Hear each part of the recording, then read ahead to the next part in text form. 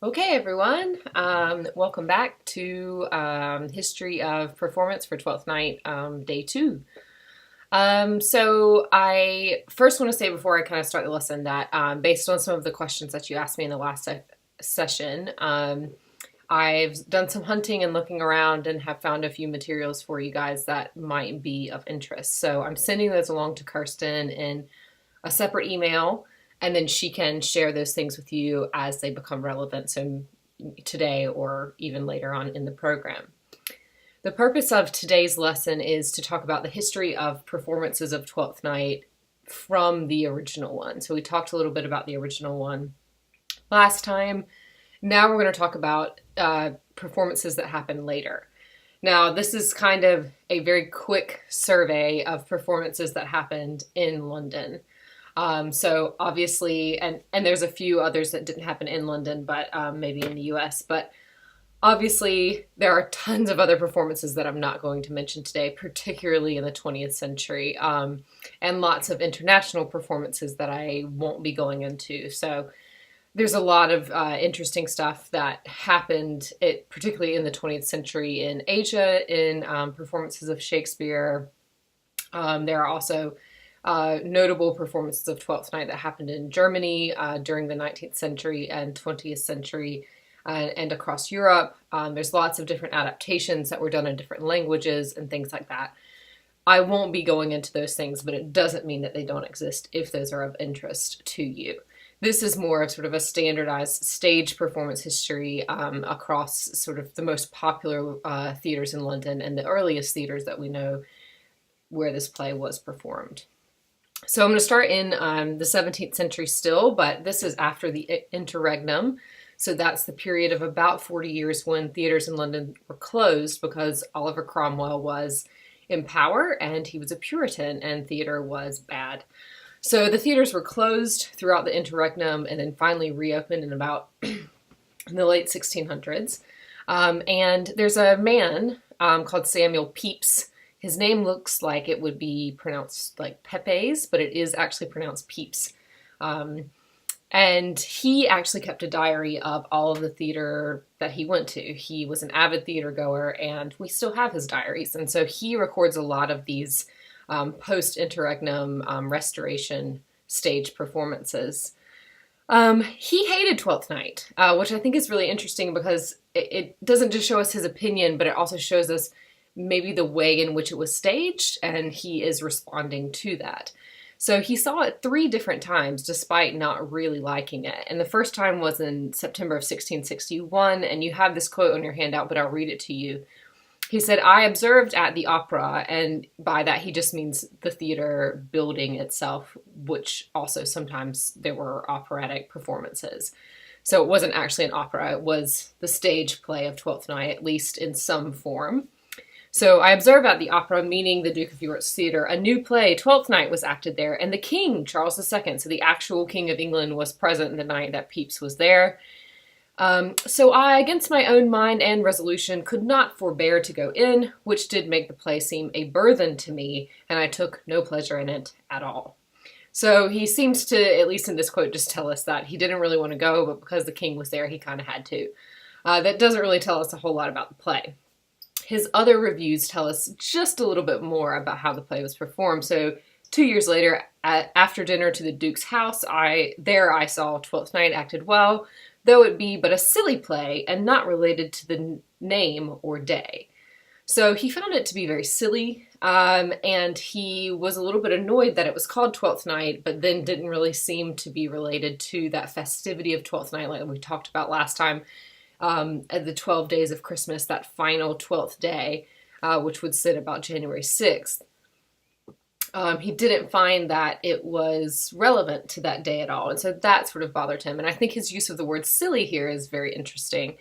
And then finally he saw it again in 1669 when it was revived, and this is all on the theater of William Davenant. And he said, "I saw Twelfth Night as it is now revived, but I think one of the weakest plays that I ever saw on stage." So to me, at least, what this is telling me is that it is quite possible that a very informal, shortened, rearranged version of Twelfth Night was put on the stage. Perhaps it was more of sort of a variety comedy show wherein scenes and excerpts and songs from Twelfth Night were sort of taken and just sort of performed. But the whole point was just to kind of be silly and make people laugh and not really have some big thematic underlying meaning like you might have in modern productions today. And it certainly tells me that there maybe was not so much a faithfulness to the text, which is not uncommon during this period either. So at this point, Shakespeare does start sort of being cut and transformed and adapted by actor managers and actors on the stage.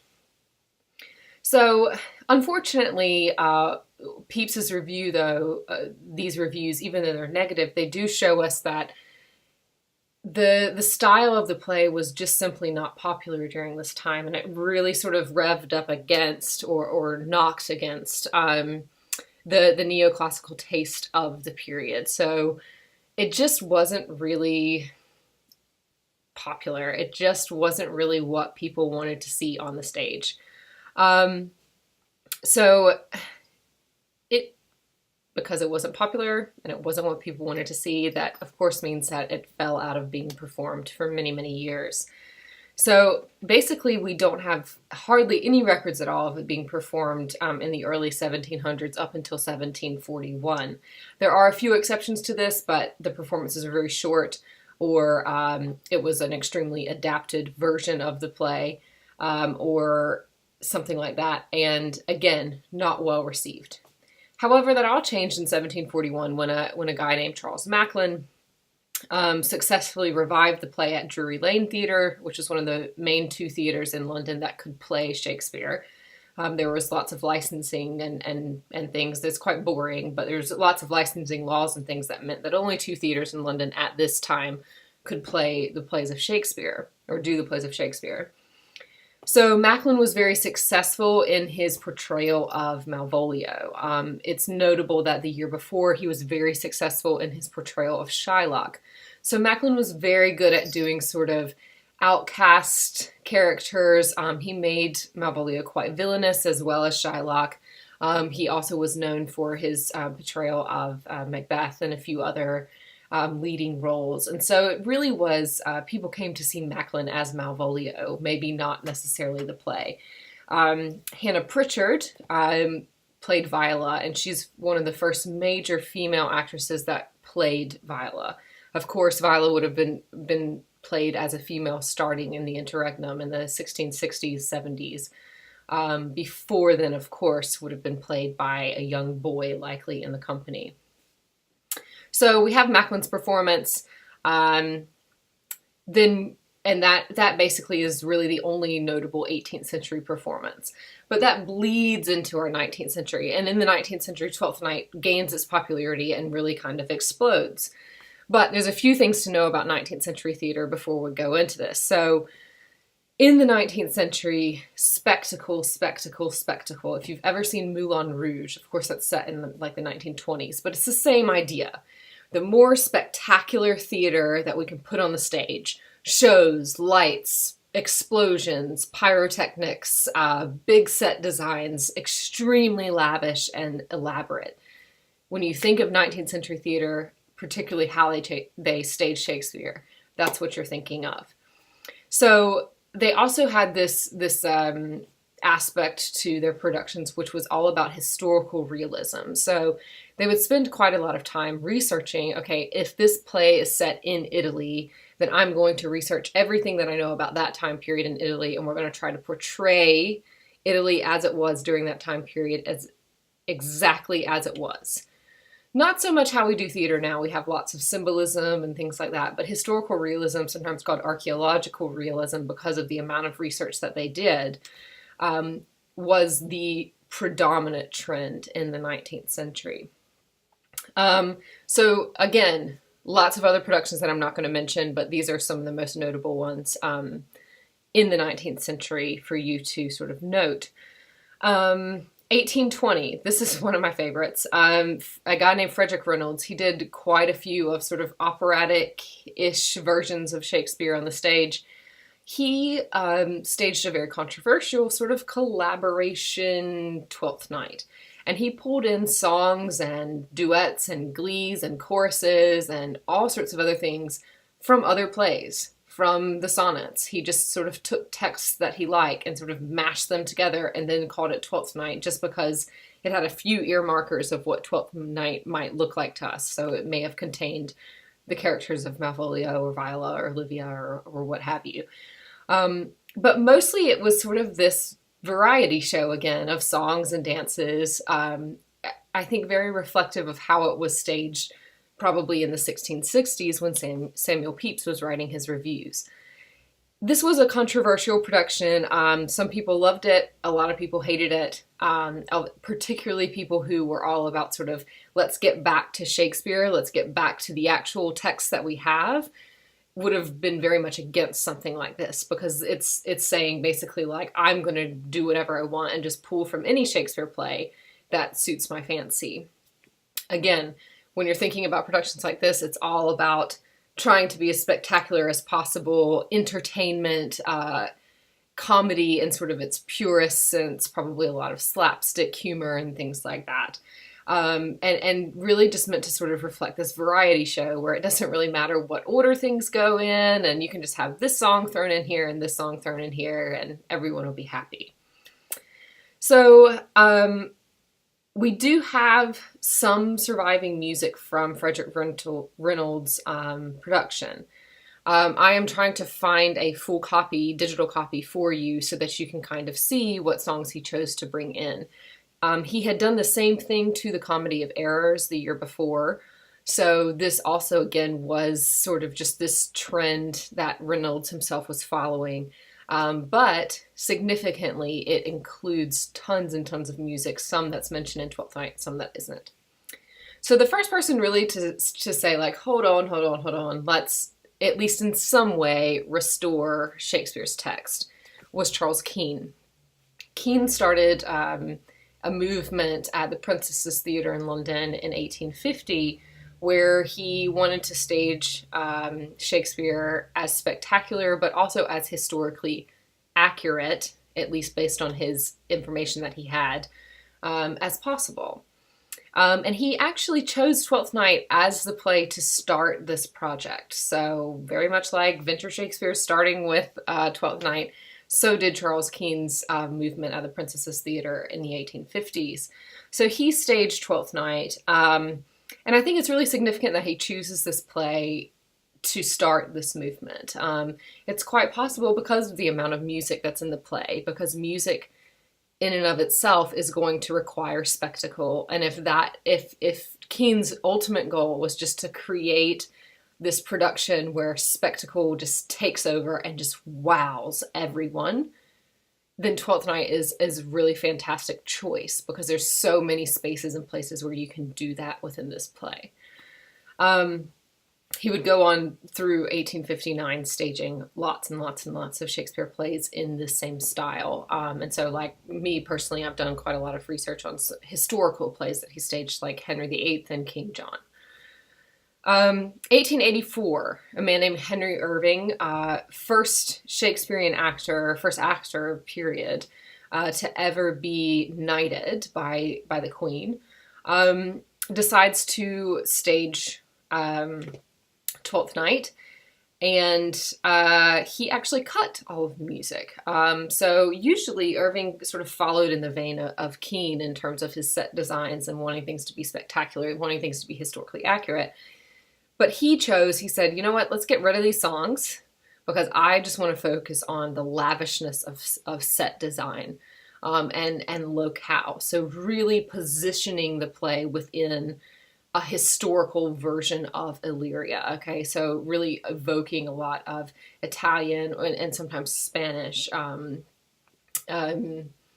designs, costumes, portrayals of characters, etc. So and really just trying to go back into trying to look at this thing as if it was a historical situation that had actually happened, which is a little bit weird to think about, but that's what he did.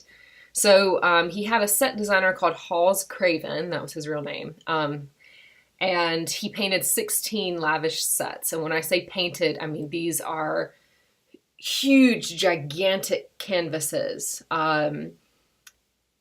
painted like they would be an actual painting that would hang in a gallery, but just gigantic.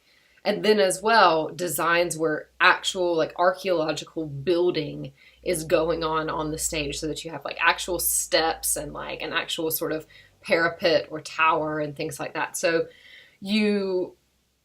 the amount of work and the amount of planning and the amount of design, architecture, painting, you're really sort of starting to merge various artistic fields together in order to stage something, which I think is really significant. You're bringing in, of course, he cut the songs, which means the things that were actually sung, but he had lots of incidental music and non-diegetic music played underneath the stage. So you're bringing in lots of different art forms, and sort of merging them together on the stage, which I think is a really interesting approach to this play, but he did it again for a lot of other Shakespeare plays. And people were just wowed by the scenery. You know, it was described by many reviewers as one of the most beautiful things that had ever been put on the stage in terms of what it did visually, for audiences. And it's important to remember, too, during this period of history, stages were typically designed with what was called the proscenium arch. So your stage would have been behind what almost looks like a picture frame. And so really it is about creating this picture that people are attracted to visually. It almost in the way that we would think of like a photograph or a painting or something like that. Now, 20th century. So in the very, very earliest parts of the 20th century, we still see sort of tropes and ideas from 19th century performance being carried over, of course. So 1901, a man named Herbert Beerbohm Tree, I've done quite a bit of work about him. He typically followed in the footsteps of Irving and Keane with the spectacular theater and historical accuracy and all that kind of stuff. But significantly, he actually made the shore on which like Viola washes up on is actually like Olivia's backyard. And it was so beautiful that when it was first revealed to audiences, everyone just sort of gasped. This, it was just so unbelievably accurate and so unbelievably beautiful. He did bring some of the songs back into the performance, Tree did, but mostly we can think of his production a lot like we think about Irving's production. During this period of theater, it was customary to have music played between the acts as the set was being changed, because you had gigantic set pieces that were extremely heavy and hard to move and noisy to move. It was important to have breaks between each act. They were called entr'actes. And the orchestra would play a piece. In this case, it was just selections from well-known composers, well-known selections that people would have recognized. And you have those things played underneath to actually hide the sound of moving all of the crap that's on the stage. And so in terms of music, that is the type of music that we're getting in these productions, rather than the music as before, which is being performed on the stage and almost like a variety show, just sort of a recital where someone sings here and sings here and sings here and sings here. So a little bit of different treatment there in terms of the musicality of these performances. Now we have some new set designs coming in the 1920s and 30s, or 1910s, 1920s, and 1930s. So Granville Barker's production, and there's a picture in the Art and Edition of this production on page 104. It's figure 20, page 104. It was a really, you'll see the picture, but it's a really interesting, to say the least, design. And using what he called a new hieroglyphic language of scenery. So very avant-garde for the age. We would probably describe it as a little bit tacky, but definitely experimental in terms of, let's not do this historical accuracy anymore. Let's not do this realism anymore. We don't have to make Illyria look like Illyria maybe did once upon a time. We can have things that are symbolic or representative, and that is very much more of the gear, I think, that theater still sort of exists in to some degree. So interestingly, Orsino's palace was made up of twisted barley sugar pillars that were pink. Orsino's color in this production was pink, which was meant to contrast with Olivia's color of black throughout most of the play. And so Granville Barker considered pink to be like a color representative of royalty or money or lavishness, and that is why Orsino's assigned so much pink stuff in that production. Of course, the picture's in black and white, unfortunately. And then the box trees in the scene, the letter scene where Malvolio finds the letter and reads it, and everyone's watching, were actually described as futuristic space needles. So this is definitely a lot different than what we're seeing in the 19th century in terms of historical realism. In 1933, a guy named Tyrone Guthrie, Kirsten knows a lot about him too, staged a production that meant to cut back scenery. And so he did have some. He had 2 staircases and some pillars, but he didn't have any garden to speak of, any green or life on the stage as had been done in previous productions. Oh, I didn't mention in Herbert Beerbohm Tree's 1901 production, he had a real garden on the stage. Like, he had brought dirt in and actually planted real plants in the stage that couldn't be moved, which was quite problematic in terms of logistics. But in contrast, by 1933, Tyrone Guthrie, he just has sort of these staircases and pillars, things that he needs, but no extra decoration. And it seems to have been a very dark production of this play, so a very dark comedy, which is a really interesting interpretation. The people reviewing it kind of didn't know what to make of it, but they said something really interesting was that sort of the shadow of death is sort of hanging around this production, even in the merriest of scenes. This idea that Feste brings to us at the end in the epilogue. And perhaps in his song Come Away Death, it brings sort of this darker side to things. And Guthrie really wanted to bring that to the forefront of this production and reduce all of this sort of comic, like, oh, it's just a play where people get on the stage and sing and dance and do whatever they want.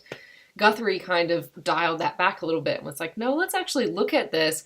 And, if we really think about conceptions of love and relationships and death and life and loss and all that kind of stuff that's brought out in this play, there are dark and light features to all of that, I think. And I think that was Guthrie's aim. One last performance that I wanted to, stage performance that I wanted to mention, it was Orson Welles. It was in the same year as Guthrie, actually. And at this point, Orson Welles, you may not know, but he eventually became quite famous for his films of Shakespeare plays and other dramas as well. But he was only 17 in 1933. He was still in school. And he actually did Twelfth Night as a school project and staged it with this like 12-foot, 13-foot storybook on the stage and had this narrative prologue that happened at the beginning. And he wanted to get people to see that these dramatic characters and this life can spring from the text. So we're finally, after so many years of cutting Shakespeare and changing things and moving the orders of scenes and focusing on scenery or focusing on historical realism or focusing on adding music from other Shakespearean plays, we're finally getting back to the dramatic significance of the text itself, of at least for what we know Shakespeare wrote. So that, I think, becomes a turning point. Now, you'll notice I haven't talked about productions that happened in the 40s, the 50s, the 60s, the 70s, etc. There certainly are tons of performances. At this point, there's really so many to talk about that it's difficult to choose. What I've done instead is chosen 2 significant films from that period, which you'll be able to at least watch clips of, if not the entire thing. And so that is in the final part of the handout. So the first film actually is not from that period, but it's really exciting. It's the first film that we have of Twelfth Night, and it was made in 1910, so it is, of course, a silent film. It's only about 10 minutes long. That was typically the length that you had to work with when you were making films in those days because of the technology. It would have been very difficult. Actually, it would have been nearly impossible to make a film just because the technology was so primitive that you really only had about 10 meters of like actual film length, or 10 minutes of film length before then you were going to have to get a completely new piece of film, and there was no digital technology that you could use to merge these things until a little bit later. So I encourage you to watch that production. It is silent, which I think is a really weird experience for us today to watch a film that's silent. But some things to pay attention to are the acting styles. You'll notice that a lot of it seems to be overacted, which is, if you think about it, probably on purpose. You can also try and imagine what type of sound or music would have been used to accompany this. Of course, when it would have played in theaters, there would have been live accompaniment, either a piano or orchestra playing beneath it. So you can try and imagine what those sounds might have been like. And then also look at the storyboarding device that's used in this particular film. It starts with sort of once upon a time in Illyria or something like that. And so that is quite interesting, and I think probably reflected in later in Wells's 1933 film and production. All right, and then the other two, like I said, are more modern films. One's a 1986 Australian film. Based on what I could see, it appears to be quite a low budget film, but I think that they do some really cool things despite having a low budget. And one thing of particular interest is the way in which they merge Act 1, Scene 1 and Act 1, Scene 2 in that film. It's almost like it's one scene entirely. And as Orsino is speaking, the storm begins and you sort of flash back and forth between Orsino and the storm, Orsino and the storm. So I think that that is significant for you guys to watch, and of course watch any other scenes or the entire thing if you can, for more ideas or just things to note about this film. In 1996, Trevor Nunn, who is a really famous Shakespearean director, he's directed a lot of stuff here at the RSC, live on the stage, but he did a production of Twelfth Night, and I love the opening scene of this. So it sort of begins with people singing and having a good time on the ship itself. They're singing "O Mistress Mine," and then the storm begins to happen. And so I think it's really interesting. He has so many musical allusions, visual musical allusions, that you'll see if you watch that storm sequence in that opening scene. And, you know, I think also significantly it's important to note anytime a film director or a stage director is reordering scenes, that is for a reason, right? People don't go to a text and say, hey, let's just move this here for no reason. So anytime you see that rearrangement, it's really important to sort of notice that and think, okay, what's the purpose of this? Why is this happening? Why has Nunn chosen to start with a storm rather than with the opening lines of the play? And think about where those opening lines are spoken, who is speaking them, and what effect are they having sort of on the emotional effect for the audience. What's the difference in between starting in these ways? Okay, so I have left some questions for you on the handout. Again, these are just for discussion, just to get some ideas sort of ramping up. And like I said, I'm about to email Kirsten some links and other things that you guys can explore based on the questions that you asked me last time. I have found some really interesting things that I think will be exciting for you guys. And I look forward to video chatting with you later to see if you have any other questions. Hope you found this informative. I really love theater history, but oftentimes people who don't know about theater history find it to be a little bit pedantic, but I've tried to sort of shave out all of the stuff that you don't need to know and really get you to see, just think about the progression of the performance of this play and how vastly different these performances are, these interpretations are, these arrangements of the text are. And so that's sort of the overall overreaching goal of this lesson. and really, I hope, going to be sort of the central theme in your discussions as well. All right, I'll see you guys soon. Bye-bye.